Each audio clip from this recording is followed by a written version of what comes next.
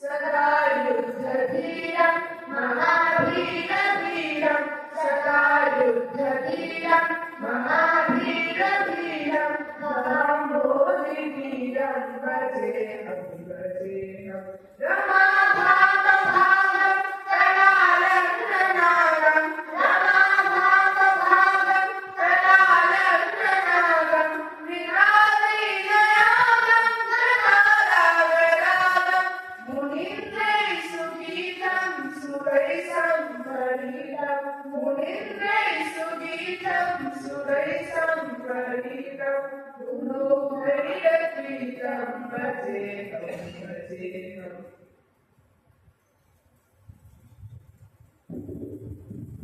সকলকে আমি জন্মাষ্টমী উৎসব কমিটির পক্ষ থেকে অনেক অনেক শুভেচ্ছা, আদর, ভালোবাসা জানাচ্ছি।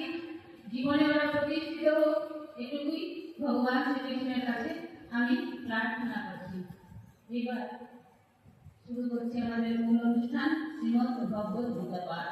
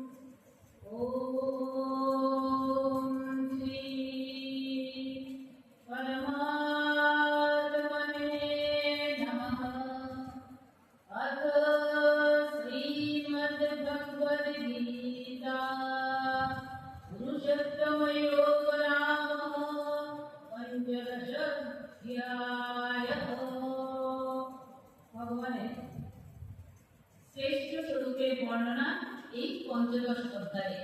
তাই আমি পঞ্চদশ অধ্যায় থেকে কিছু শ্লোক পাঠ করব আর চেষ্টা করব আমার মতো করে ওইগুলোকে একটু বুঝিয়ে দিতে। প্রথমে আমি অল্প জায়গাটুকু মঙ্গলাচরণ করে নিচ্ছি গীতা পাঠের নিয়ম অনুসারে। ওম বদ্ধায় প্রতিবোধিতম ভগবতা নারায়ণেন স্বয়ং ব্যাসেন কথিতং পুরাণমুনিনা मध्ये महाभारतम् अद्वैतमिदवर्षिणीं भगवतीमष्टदशाध्यायिनीम् अन्योतामनुसंवदामि भगवद्गीते भगवद्देशीम्। नमोऽस्तुते पुल्लारविन्दाय तवत्रमित्र ये रक्षया भारततैलपूर्णाः सच्चारितज्ञानमयप्रदीप प्रोपन्नपरिजाताय शस्त्रविक्रयिकपाणये ज्ञानमुद्राय कृष्णाय गीतामृतदुहे नमः।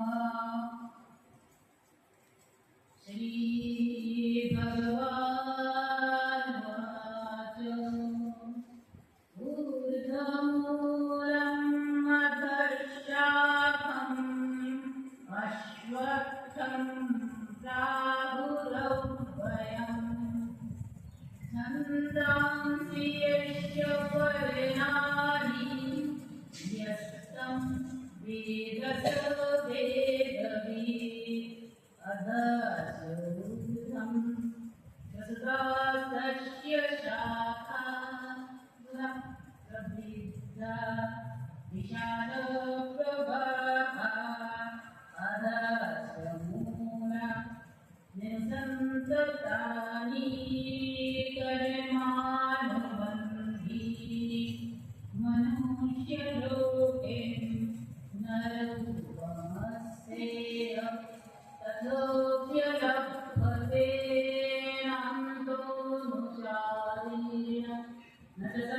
प्रतिष्ठा अश्वात्थमेनं सुविरूढमूलमशङ्खचक्रेण दृढेन चित्वा ततः वदन्तः परिमार्गितव्यं यस्मिन् गता न निवर्तन्ति भूयः तमेव जातं पुरुषं प्रपद्ये यतः प्रवेत्ति प्रसृता पुराणी जितसङ्गदोषाध्यात्मनित्य विनिवृत्तकामाः बन्धैर्विमुक्तः सुखदुःखसघ्नैर्गच्छन्तमूढः पदमापयन्तः। আমি পাঁচটা শ্লোক পাঠ করলাম। এখন এই পাঁচটা শ্লোকের বাংলা ব্যাখ্যা চেষ্টা করছি। তার আগে আমরা জানি ভগবদ গীতা কি। ভগবদ গীতা হচ্ছে মহাভারতের ভীষ্ম পর্বের একটি অংশ। এই যে গীতা, এতে মোট 700টি শ্লোক আছে, 18টি অধ্যায় আছে। এটি শ্রী ভগবানের উপনিষিদ্ধ বাণী বলে মানা হয়, কারণ ভগবান শ্রীকৃষ্ণ এর বক্তা এবং অর্জুন হচ্ছেন শ্রোতা। এটি জীবনের চলার পথে সম্পূর্ণ জীবনকে পরিচালিত করার একটা সুন্দর পাঠ্য বই ভগবদ্গীতা। এর প্রথম আমরা যদি তার সূচিপত্রগুলি দেখি, সেখানেও আমরা এই জিনিসটি লক্ষ্য করতে পারি। যেমন প্রথম চ্যাপ্টারের নাম হচ্ছে অর্জুন বিষাদ যোগ। মানে আমরা যখন সংসারে জন্মাই তখন সংসারের সুখ দুঃখের আবর্তে পাকে পড়ে আমাদের নির্মল জীবন অনেকটাই পরিচিত হয়। তো তারপরেই আছে জ্ঞান মার্গ, মুক্তি মার্গ, জ্ঞান বিজ্ঞান যোগ, আত্মসংযম যোগ, কর্মসন্ন্যাস যোগ। এইভাবে বিভিন্ন ধাপে ধাপে একটা মানুষের জীবন কিভাবে পরিচালিত হবে সেটা সম্পূর্ণভাবে এখানে ভগবান শ্রীকৃষ্ণ স্বয়ং আমাদের বলে দিয়ে গেছেন। তাই ভগবদ গীতাকে বলা হয় মানুষের ধর্মতত্ত্বের একটি সংক্ষিপ্ত পাঠ এবং সনাতন ধর্মের জীবনচর্যার একটি ব্যবহারিক দিক নির্দেশিকা। এই শাস্ত্র ব্যাখ্যার সময় শ্রীকৃষ্ণ নিজের ভগবান বিরাট স্বরূপটি উন্মোচন করে বিশ্বরূপ দর্শন দিয়ে অর্জুনকে আশীর্বাদ করেছিলেন। আজ থেকে 5500 বছরেরও উপরে এই গীতার জ্ঞান এই মাটিতে বর্ষিত হয়েছিল। অর্জুন ছাড়া অন্য যারা সেই সময় প্রত্যক্ষভাবে এই জ্ঞান লাভ করেছিলেন তারা হলেন সঞ্জয়, যিনি ধৃতরাষ্ট্রকে যুদ্ধের ধারা বিবরণী দিচ্ছিলেন। আজকাল আমরা টিভিতে দেখি লাইভ টেলিকাস্ট। চিন্তা করুন, এত শত শত বছর আগে, হাজারো হাজারো বছর আগে সঞ্জয় এই ভগবানের এই গীতার জ্ঞানকে লাইভ টেলিকাস্ট করেছিলেন, যেটা ধৃতরাষ্ট্র শুনছিলেন। আর তাহলে সঞ্জয় কিভাবে ভগবানের ওই বাণীগুলো ধৃতরাষ্ট্রকে শোনাচ্ছিলেন, সেটা অনেকের মনে প্রশ্ন থাকতে পারে যে সঞ্জয় কিভাবে এগুলো শুনছিলেন। যুদ্ধ তো ছিল কুরুক্ষেত্রের ময়দানে, আর ওনারা তো ছিলেন রাজপ্রাসাদে। সঞ্জয় এটা শুনেছিলেন মহর্ষি বেদব্যাসের কাছ থেকে। উনি দিব্য দৃষ্টি লাভ করেছিলেন, সেই দৃষ্টির দ্বারা উনি এই পুরো ঘটনাটা দেখছিলেন আর সেটা ধারা বিবরণী দিচ্ছিলেন। দ্বিতীয় হলেন হনুমান, যিনি অর্জুনের রথের চূড়ার ধ্বজ হিসাবে বসেছিলেন। সেই জন্য আমরা সনাতন ধর্মের বৈদিক কালের ত্রিকোণ ধ্বজটিকে অন্য একটি নামেও জানি, সেটার নাম হচ্ছে কপির ধ্বজ। কপি মানে হচ্ছে হনুমানের আরেকটা নাম হচ্ছে কপি। বজ্রবলী হনুমানের অপর নাম হচ্ছে কপি। সেই থেকে ওই যে রথের চূড়ায় এই ধ্বজটা ছিল বলে ওই ধ্বজটার নাম হয়েছে কপির ধ্বজ। আর আরেকটা জিনিস হচ্ছে, কেন আমরা গীতাকে একটু শুরু করে পাঠ করব। গীতাকে কাট করে পাঠ করতে নেই, কারণ ভগবান নিজেই সেই মঙ্গলাচরণে বলেছিলেন সর্বপরিচিত গাও উদ্ধা গোপাল নন্দন পাঠ্য বৎসরূপী উদ্ধা যুদ্ধম গীতা মিতম মহৎ। এইখানে একটা জায়গায় যুদ্ধম গীতা মিতম মহৎ, ওইখানে পরেই আছে একটা গীত উপনিষদ। গীতাকে বলা হয় গীত উপনিষদ। মানে একটু গান করে একটু সুরে এটা করতে হয়, সেই জন্য তার নাম গীত উপনিষদ। এবং এই গীতা হচ্ছে স্মৃতি শাস্ত্রের অন্তর্গত। সর্বোপনিষদ গাগবুদ্ধ মানে সকল উপনিষদের গ্রহণ করা সার বস্তু এইখানে তুলে ধরা হয়েছে। এই 15তম অধ্যায় যেটা আমি 5টা শ্লোক পাঠ করেছিলাম সেটাকে পুরুষোত্তম যোগ বলা হয়। কারণ এই অধ্যায়ে 11 অধ্যায়ে ভগবান তার বিরাট স্বরূপ উন্মোচন করেছিলেন, সেটা শুধুমাত্র অর্জুন বুঝতে পেরেছিলেন, বাকি কেউ বুঝতে পারেনি। সেই জন্য এই পুরুষোত্তম যুগে এসে এই 15তম 12 পরে 13, 14, 15 নম্বর অধ্যায়ে এসে তার আগে ভগবান জ্ঞান বিজ্ঞান নানা কিছু সবাইকে দিয়েছিলেন। সেইখান থেকে সেই জ্ঞান অর্জন করার পরে জ্ঞান ব্যতীত সবকিছু অন্ধকার, এই অজ্ঞান থেকে অন্ধকার থেকে আলোর পথে যাওয়াই হচ্ছে এই জ্ঞান বা বিজ্ঞান। মানে গীতায় বলা হয়েছে এটাকে বিজ্ঞান। বিজ্ঞান এখানে সায়েন্সও যেমন আছে তেমনি বিজ্ঞানকে বলা হয়েছে বিশেষ জ্ঞান। বিশেষ জ্ঞান অর্জন না করলে আমরা পরমাত্মার তত্ত্ব বুঝতে পারবো না।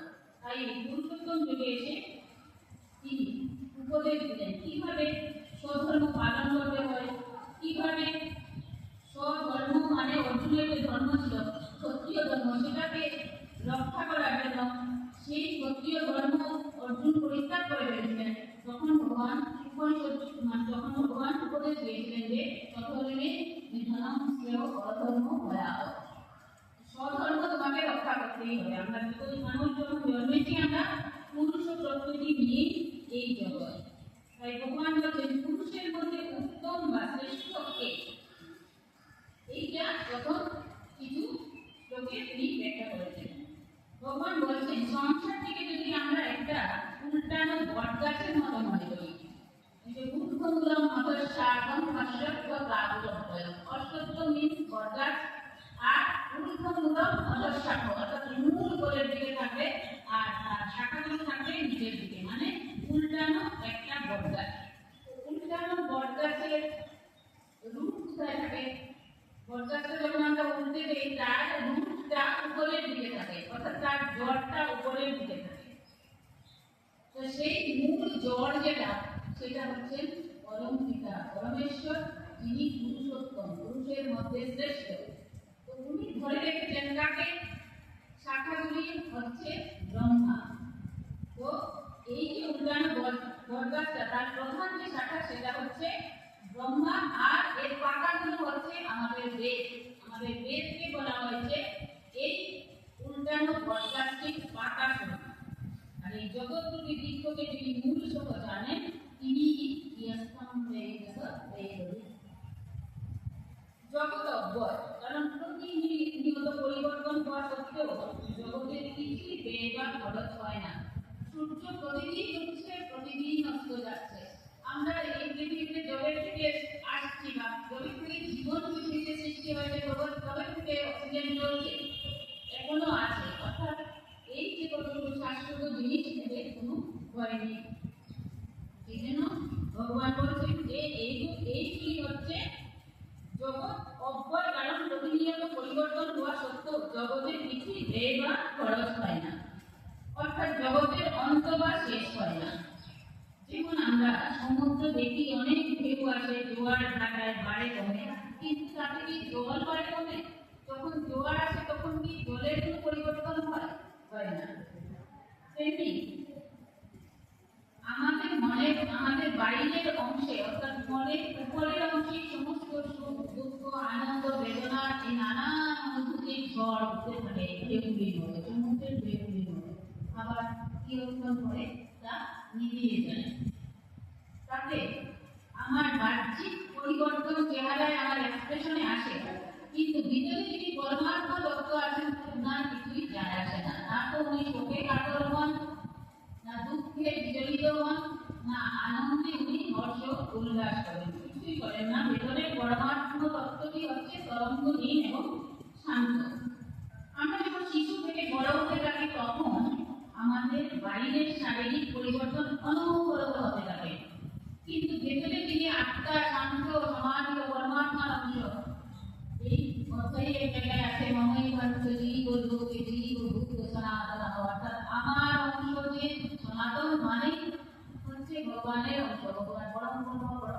ঈশ্বরের অংশ। সেই যে আত্মা আমার ভেতরে আছে তার কোনো পরিবর্তন আমার বেড়ে ওঠার সময় হয় না। উনি যেভাবে ভেতরে আছেন সেইভাবেই আছেন। আর আমরা যদি স্বীকার না করি যে সাইন্স অনেক সময় বলে লাইফ, হার্টবিট চলছে, লাংস চলছে, চোখ নাক মুখ কান আমরা দেখতে পাচ্ছি, এগুলো সব চলছে বলেই লাইফ আছে। যখন হার্টবিট বন্ধ হয়ে যাবে তখন লাইফ নেই। কিন্তু আমরা একটা ছোট্ট উদাহরণ দিই, ভগবানের অস্তিত্ব যে আছে এবং তিনি যে প্রমাণ করছে আমার ভেতরে আছেন, সেটা প্রমাণ করার জন্য বেশি কিছু দরকার নেই। একটা সাধারণ দেশলাইয়ের কাঠির থেকে আগুনের ফুলকি যদি আমার গায়ের উপর পড়ে, তাহলে আমি কি করি? চিৎকার করি, জ্বলে গেল মাগদু মাগদু মা। কিন্তু একবার চিন্তা করে দেখুন, আমরা প্রত্যেকেই একদিন এই পৃথিবী ছেড়ে বিদায় নেব। তখন হাজার হাজার কাঠে আমার দেহটা পুড়বে, আমি কেন চিৎকার করি না? কারণ আমার ভেতরের চেতন রূপী পরমাত্মা থাকেন না। এই চেতন রূপী পরমাত্মা থাকেন না বলেই হাজার হাজার কাঠি যখন আমার দেহটা জ্বলে যায় তখন আমি চিৎকার করতে পারি না। অথচ আমার ভেতরে যতক্ষণ পর্যন্ত চেতন পদার্থ বিদ্যমান আছে ততক্ষণ একটা ছোট্ট আগুনের ফুলকি আমি সহ্য করতে পারি না। তো ভগবান বলছেন যে শরীরের বাইরের অংশ যেমন হাত পা নাক চোখ কান ইত্যাদি কোনো একটি অঙ্গ কোনো কারণে যদি কেটে বাদ গেল তবুও আমরা বেঁচে থাকতে পারি। কিন্তু যদি মাথাটা কেটে বাদ দিতে হয়, তাহলে আমরা আর বাঁচতে পারি না। সেই যে উল্টানো বরদাসের মাথায় কে আছেন? পরব্রহ্ম পরমেশ্বর পরম পিতা বিরাজ করছেন। তো ওনাকে যদি বাদ দিয়ে দেই কেটে, তাহলে আমি এই সংসারে আসলে চলতে পারবো না। আপাত দৃষ্টিতে আমরা দেখি আমরা তো মহানন্দে আছি, খাচ্ছি যাচ্ছি ঘুমাচ্ছি, এইটাই কি আমাদের জীবনের লক্ষ্য? পেলাম ঘুমালাম, আবার পরের দিন আবার পেলাম, আবার ঘুমালাম, এইভাবে জন্ম মৃত্যুর চক্রে আমরা বেঁচে আছি। কিন্তু সেটা আমাদের আসল লক্ষ্য নয়। মনুষ্য জন্মের প্রধান এবং পরম কর্তব্য হচ্ছে পরম পিতা পরমেশ্বরকে জানা। কারণ এই মনুষ্য জন্মই একমাত্র জন্ম যেখানে আমি কর্ম বন্ধন নাশ করতে পারি।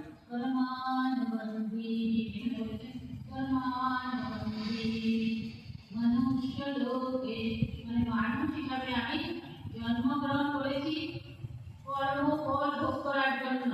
আর এই কর্মের বন্ধনে পড়ে যদি তাকে ভুলে গেলাম তাহলে আবার সেই জন্ম মৃত্যুর কর্মানুবন্ধী চক্রে বাঁচতেই থাকলাম। তাই ভগবান বলেছেন সংসাররূপ বটগাছের মূল হচ্ছেন পুরুষোত্তম ভগবান। রাম শ্যাম কালী কীর্তন যা যেভাবেই আমরা ডাকি না কেন, বাকিতে গোবিন্দ দিন নামেই ডাকি, পুরুষোত্তমের অস্তিত্বের কোনো পরিবর্তন হয় না। সেই মানুষ জন্ম পেয়ে এই সংসারে এসে যদি আমরা মূল বা জটটাকে কেটে বাদ দিয়ে দিই, অর্থাৎ তাকে জানবার চেষ্টা না করি, তবে আমার জন্মটাই বৃথা হয়ে যাবে। দেখবেন একটি শিশু যখন ভূমিষ্ঠ হয় তখন না কাটা পর্যন্ত ডাক্তারও শিওর হন না যে শিশুটি বেঁচে আছে কিনা, অর্থাৎ তার ভেতরে চেতন পদার্থ আছে কিনা ডাক্তারও শিওর হন না যতক্ষণ পর্যন্ত না শিশুটি কাটছে।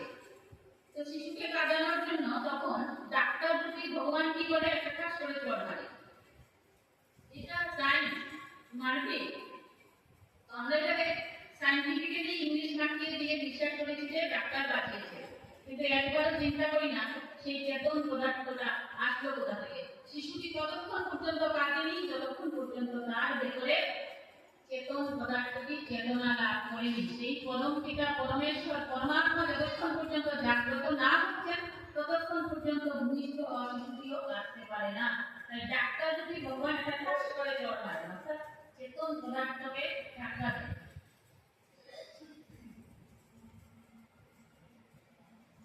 এই যে 9 মাস না 10 মাস 10 দিন মাতৃগর্ভে আমরা থাকি, তখন মা যা আহার করে শিশুটিও তাই খায়, ঠিক আছে, কিন্তু শিশুটি কিন্তু এই গর্ভে কিন্তু শিশুটি পাকের মধ্যে পড়ে থাকে। আর প্রতিদিন ভগবানের কাছে প্রার্থনা করতে থাকে, ঠাকুর এই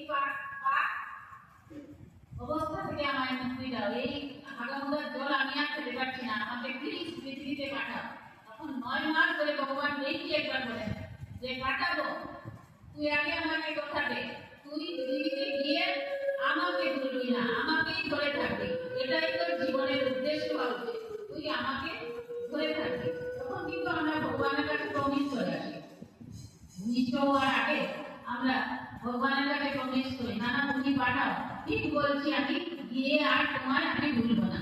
কিন্তু যেই আসলাম পৃথিবীতে, তারপরে কর্ষয়ন্তি করতে থাকি, চাষ করতে থাকি। কিসের চাষ? লোভ, মায়া, মোহ, হিংসা, দেশ, এই নানান চাষ করতে করতে আমরা নির্মল নিষ্কলঙ্ক জীবনটাকে, পরমাত্মা আমাকে একদম নির্মল শুদ্ধ দেবকে পাঠিয়েছিলেন। তারপর এখানে এসে এই পাকের ভিতরে পড়ে আমি অশুদ্ধ হয়ে গেলাম।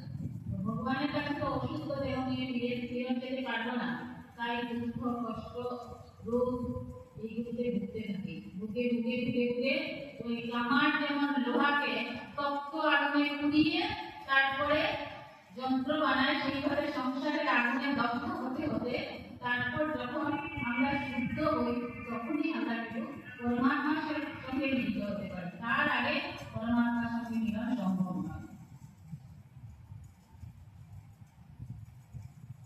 3 আর 4 নম্বর শ্লোকে ভগবান বলেছেন, এই সংসার বৃক্ষ ভগবানের অপরা প্রকৃতি হওয়ার অপর, অর্থাৎ এর বিনাশ বা খরচ নাই। আসক্তি বা মোহ মায়ার কারণে এই জগৎ সংসার আমার নিজের বলে মনে হয়। একটা ছোট্ট উদাহরণ দিয়ে আমি এই জায়গাটাকে বোঝানোর জন্য, এই যে আমরা সবাই আছি, আমরা যখন নিজেদের বাড়িঘর বানাই, তখন কি হয়, প্ল্যানটা একজন ডিজাইন করে, মিস্ত্রি কাজ করে, তার জন্য আলাদা আলাদা মিস্ত্রি আছে। ইট এক মিস্ত্রি করছে, মাটি আরেক মিস্ত্রি কাটছে, রং আরেক মিস্ত্রি করছে, তারপরে এটা ইলেকট্রিক ওয়্যারিং আরেক মিস্ত্রি করছে। কিন্তু আমরা যখন ঘরটার মধ্যে থাকি বা প্রবেশ করি, আমরা কিন্তু ওই এদেরকে ভুলে যাই, যাদের শ্রমের কারণে আমি আজকে এখানে আছি, সেইটাই ভুলে যাই। আমি বড়াই করে বলতে থাকি অহংকারের থেকে, আমার ঘরটা দেখো আমি বানিয়েছি, অ্যাকচুয়ালি আমি বানিয়েছি ঘরটা। হয়তো আমার টাকা পয়সা, কিছু মেধা, কিছু শ্রম দিয়েছে, কিন্তু টোটাল শ্রমটা কিন্তু আমার একা নয়। কিন্তু আমি যখন সংসারে আসি, তখন গর্ব, ওই বাড়িতে যখন আমি ঢুকি, তারপরে কিন্তু আমার ভেতরে গর্ব শুরু হয় যে আমার বাড়ি, আমি বলেছি বাড়ি, আমি কম কিসের, আমার বাড়ি দেখো কত সুন্দর। তো ভগবান বলছেন যে পৃথিবীটা কার সংরচনা, সেটাই আমরা এখানে এসে ভুলে যাই। আসক্তি বা মোহ শূন্য হয়ে কর্ম করতে পারলে কর্মবন্ধন কাটানো যায়। যখন আমরা অবুঝ অবস্থায় থাকি, তখন আমার জিনিস, আমার প্রেরণা, আমার জামা, এমনকি আমার হাত, আমার পা, এটা এই ভালো থাকে না। যখন আমি প্রথম জন্ম নিলাম, যতদিন পর্যন্ত আমি অবুঝ ছিলাম, ততদিন পর্যন্ত আমার এই বোধটা থাকে না যে এটা আমার প্রেরণা, এটা আমার জামা, এটা থাকে না। ধীরে ধীরে এই বোধটা আমার ভিতরে জন্ম নেয়, অর্থাৎ মায়ারূপী ছলনাময়ী তখন আমাকে এই মোহের জালে আস্তে পৃষ্ঠে বেঁধে দেয়। তখনই আমার আসক্তি বোধ বাড়তে থাকে, জন্মাতে থাকে ধীরে ধীরে। বাড়ি আমার, জায়গা আমার, পাড়া আমার, ইত্যাদি। তারপরে এই বিধানসভার এই কনস্টিটিউশন আমার, তারপরে বলবো পুরোটাই আমার। এই আমার ভাব যত বাড়তে থাকবে, ততই ভালো গুণের সাথে সাথে খারাপ গুণগুলিও আমার হাতে আসতে শুরু করবে। এই মোহ থেকেই জন্ম হয় বাসনা, মানে কিছু আরো কিছু জিনিস পাওয়ার বাসনা জন্মে। যা চাই সেটা না পাওয়ার যন্ত্রণা আমাকে কষ্ট দিতে শুরু করে। তখন যা করা উচিত নয়, সেগুলো অজান্তে বা জেনে বুঝে আমরা করতে থাকি, আর এর কর্মফল আমরা ভোগ করি। ভগবান বললেন, পরম পদ হলো পরমাত্মার স্বরূপ, যাকে পেলে মানুষ আর এই যন্ত্রণার জগতে ফিরে আসে না। আমি সেই পরম পদ, সেই পরমাত্মার খোঁজ করার জন্য এই জগতে আসলাম, তাই তার খোঁজ করাই আমার কর্তব্য। সেই পরমাত্মাকে নূতন করে বানানো যায় না, যাবেও না, শুধু তাকে অনুসন্ধান করা যায়। মায়া মোহের দ্বন্দ্বে পড়ে আমি সচিত আনন্দময় সেই পরমেশ্বরকেই ভুলে গেলাম। তাই তাকে অনুসন্ধান করতে গেলে প্রথমে আমাদেরকে ধীরে ধীরে জীবনের 3টি জিনিস, 3টি মকার বাদ দিতে হবে। ভগবান বলছেন ধীরে ধীরে, অনেক জ্ঞানী গুণী মুনিরা বলছেন জগতে আসার পরে একটা সময় পরে প্রত্যেক মানুষের উচিত তাকে জানার জন্য চেষ্টা করা। তাকে জানতে গেলে প্রথমে আমার মন থেকে 3টা মোহ বাদ দিতে হবে। কোন 3টা? একটা হচ্ছে সমত্ব, মানে আমার ভাব। আরেকটা হচ্ছে কি মোহ, মানে লোভ, এটা চাই ওটা চাই। আর আরেকটা হচ্ছে মান অপমান।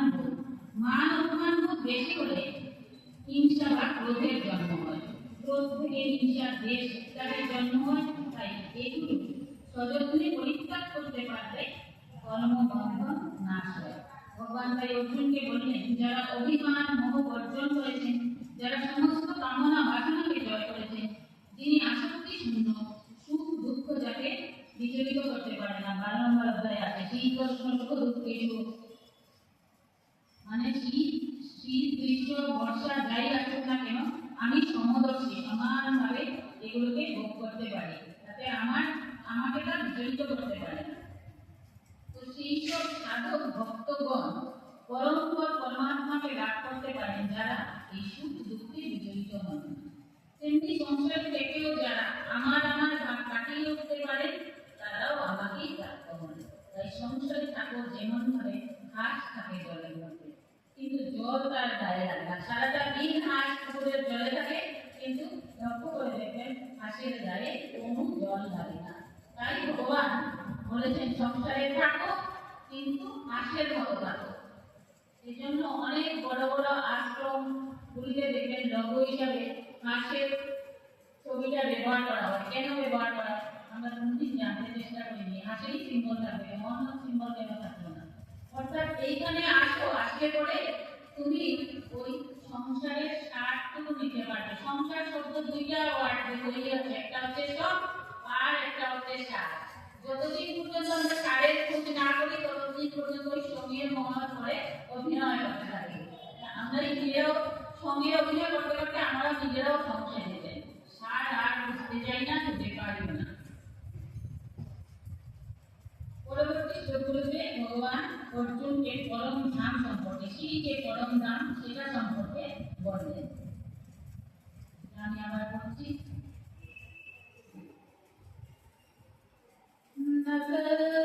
ভাসয়তে সূর্য ন শশাঙ্কনপাবকঃ यदादित्यगतं तेजो निवर्धन्ते तत्तामपरम् ममैवांसजीवलोके जीवभूतः सनातनः मनश्चेष्टानीन्द्रियाणि प्रकृतिस्थानि कर्षति शरीरं यद्वाप्नोति युक्तामपीश्वरः विहित्वैतानि संयाति वायुर्गन्धानि वासयात् श्रोत्रं च चक्षुस्पर्शनं च रसनं घ्राणो मे भज अधिष्ठाय मनश्चायं विषयान्नपतेर्गते उत्क्रामन्तं स्थितं वापि मुञ्जानं वा गुणन्वितं विमूढनानुपश्यन्ति पश्यन्ति ज्ञानचक्षुषः यतन्तो योगिनश्चैनं पश्यान्त्यात्मन्नभास्थितं यतन्तोऽप्यपितात्मानो नैनं पश्यन्त्यचेतसः यदादित्यगतं तेजो जगद्भासयतेऽखिलम् यच्चन्द्रमसि यच्चाग्नौ तत्तेजो विद्धि मामकम्। এই যে শ্লোকগুলি আমি পড়লাম 6 থেকে 12 পর্যন্ত, এইখানে এই যে মডার্ন সায়েন্স আমরা ইংলিশে পড়ছি না, এই মডার্ন সায়েন্স পুরো ঘুরে লিখে দেওয়া আছে এই কয়েকটা মাত্র শ্লোকে। এই যে এখানে বলা হয়েছে শ্রোত্রঞ্চ চক্ষু স্পর্শনঞ্চ রসন, এইগুলো সবগুলি হচ্ছে আমাদের সেন্স অর্গান। যে 5টা সেন্স অর্গানের কথা সায়েন্স বলে সেই 5টা সেন্স অর্গান এখানে আছে। আর শরীরকে কিভাবে চালাতে হয় সেটাও এখানে আছে। আরও কি আছে যে ফটোসিনথেসিস কি করে হয়, ফটোসিনথেসিস কি করে হয় মাত্র 2টা শ্লোকে এখানে বলা আছে। यदादित्यगतं तेजो जगद्भासयते अखिलं यच्चन्द्रमसि यच्चाग्नौ তো তেজ বৃদ্ধি মানব যে ফটোসিনথেসিস করতে হলে সূর্য দরকার। সূর্য ছাড়া ফটোসিনথেসিস হবে না। ফটোসিনথেসিস না হলে শাক সবজি কিছুই হবে না। আমি খেয়ে বাঁচতে পারবো না, অক্সিজেনই আসবে। তো দেখুন দুইটা শ্লোকে পুরো সায়েন্স বলে দেওয়া আছে। তারপরে আরো আছে, সেগুলো এখন আলে বিজ্ঞান আবিষ্কার করেছে যে চন্দ্রের নিজস্ব কোনো আলো নেই, সূর্যের আলোয় আলোকিত।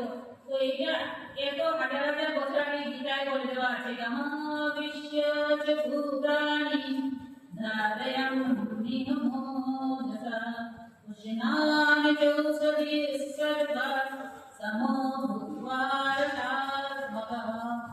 এইগুলো সব এখানেই বলা আছে। তারপরে দেখুন ডাইজেস্টিভ সিস্টেম এখানে আছে। পরবর্তী শ্লোকে 14 নম্বর শ্লোকে ডাইজেস্টিভ সিস্টেম বলা আছে।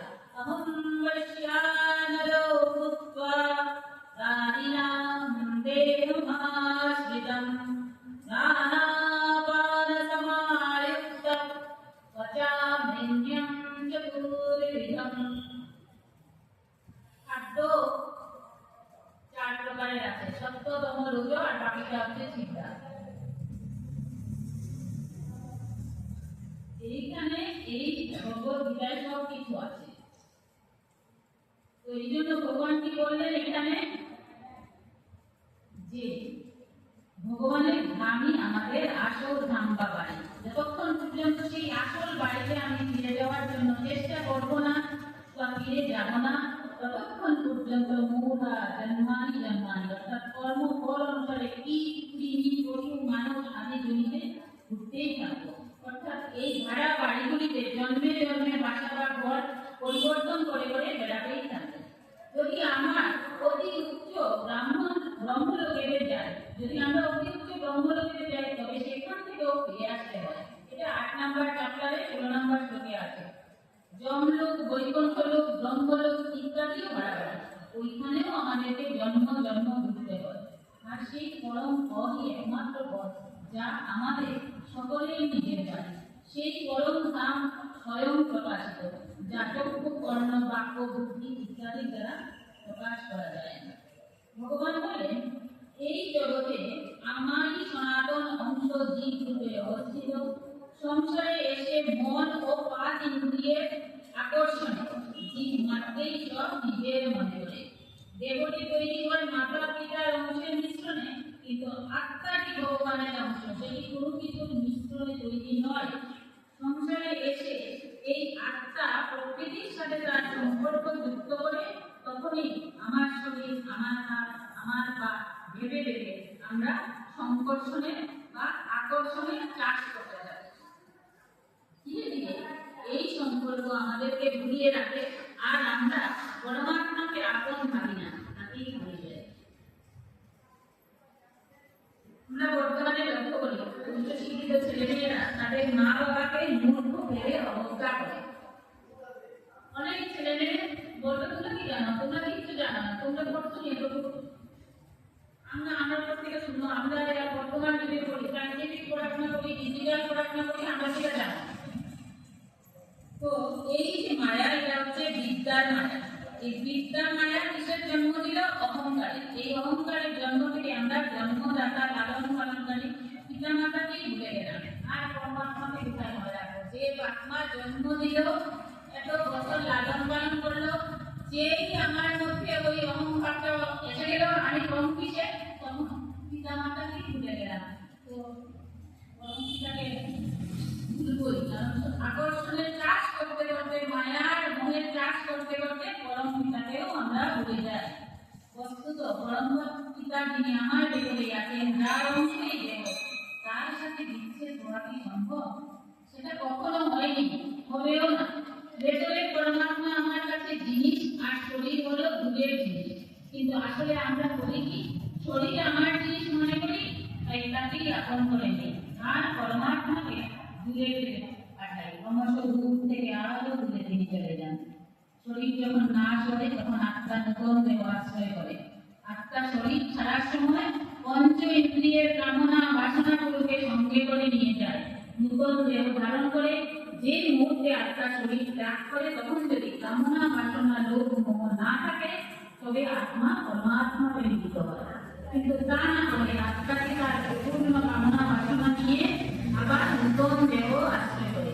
সেটাই ভগবান বোঝাতে গিয়ে বলেছেন বায়ু গন্ধা নিবাসয়া, অর্থাৎ বাতাস যেমন প্রবাহিত হওয়ার সময় যে জায়গা দিয়ে চলাচল করে সেই জায়গার সুগন্ধ দুর্গন্ধ সন্ধি নিয়ে প্রবাহিত হয়, তেমনি শরীরের অধিক অধিক জীবাত্মাও একটি দেহ পরিত্যাগ করার সময় মন সহ ইন্দ্রিয়গণের অনুভূতিগুলিকে সঙ্গে নিয়েই অন্য দেহ আশ্রয় করে।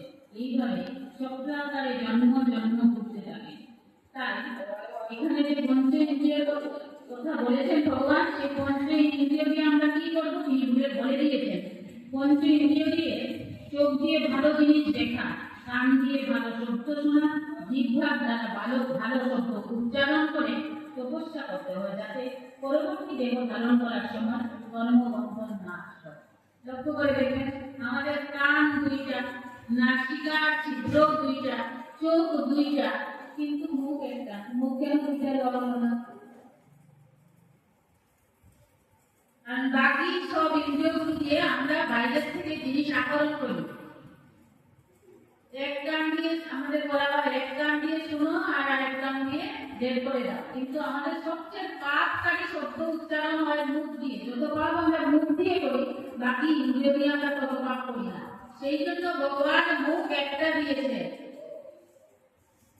কম বলো, বলা যত কম হবে, বাণীর দোষ তত কম হবে, শব্দের দূষণ তত কম হবে, মুখে কথা কম বলো। এই জন্য মুখ একটা।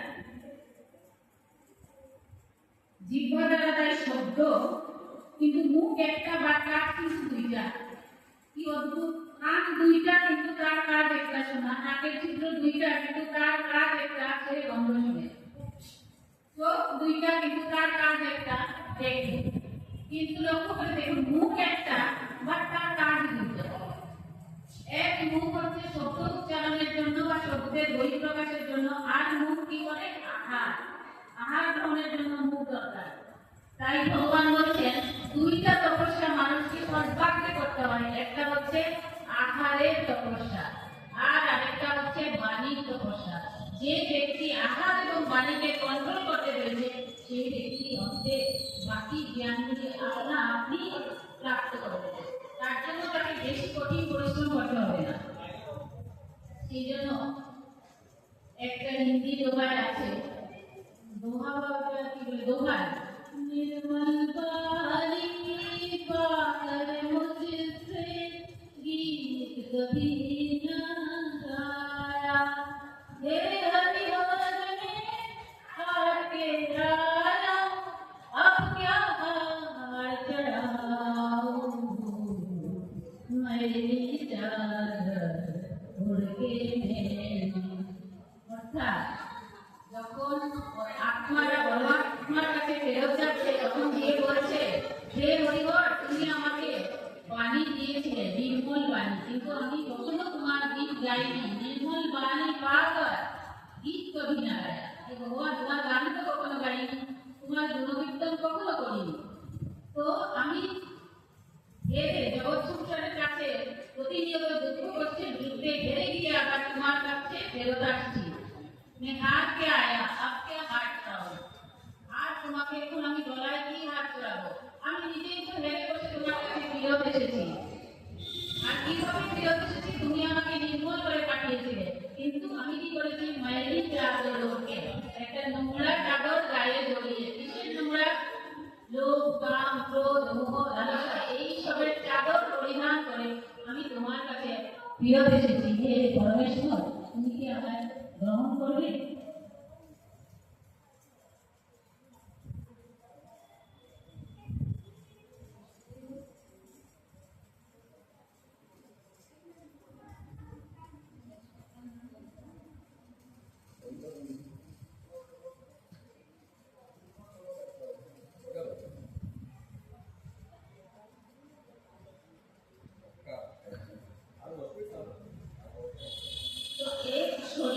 এখানে ভগবান বলছেন একই আমাদের শরীর, তার ক্রিয়া তিনটা। মুখ যেমন একটা, তার কাজ দুইটা, তেমনি শরীর একটা, কিন্তু তার কাজ হচ্ছে তিনটা। কি কি? এক হচ্ছে শরীর ত্যাগ করা, এক হচ্ছে অন্য শরীর ধারণ করা, আর আরেকটা হচ্ছে বিষয় আদি সুখ ভোগ উপভোগ করা।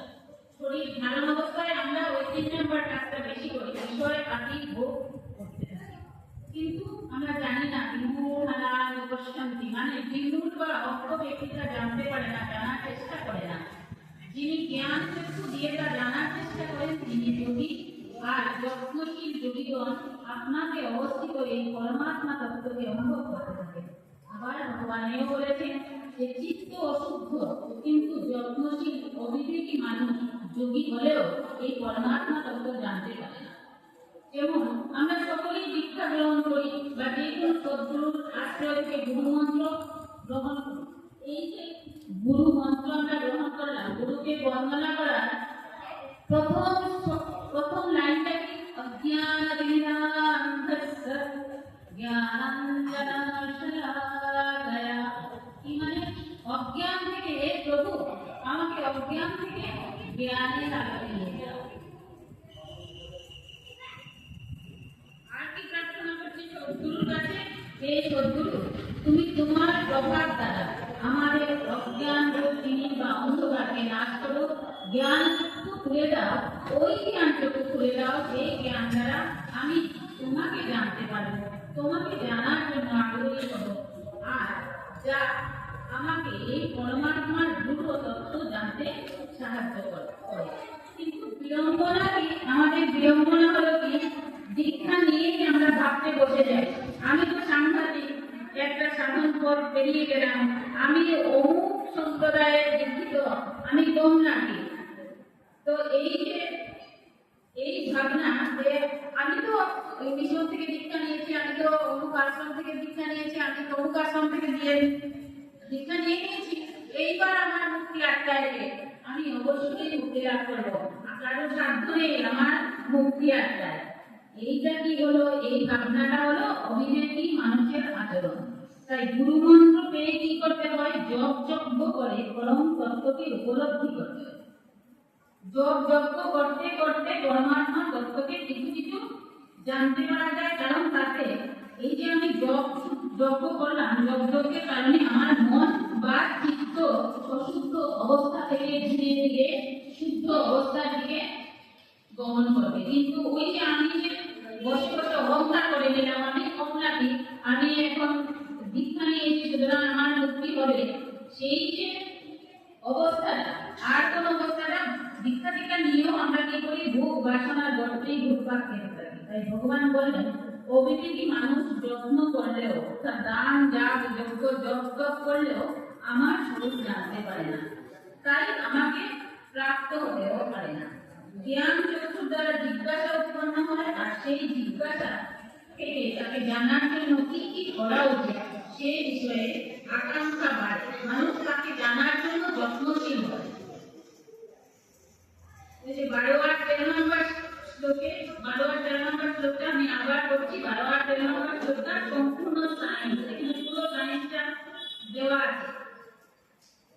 এটা একটু ছোট বাচ্চারা আছে, তারা বুঝলে আনন্দ পাবে। কোথায় ভগবদ্গীতা আর কোথায় সায়েন্স? 12 নম্বর শ্লোকে কি বলেছেন ভগবান?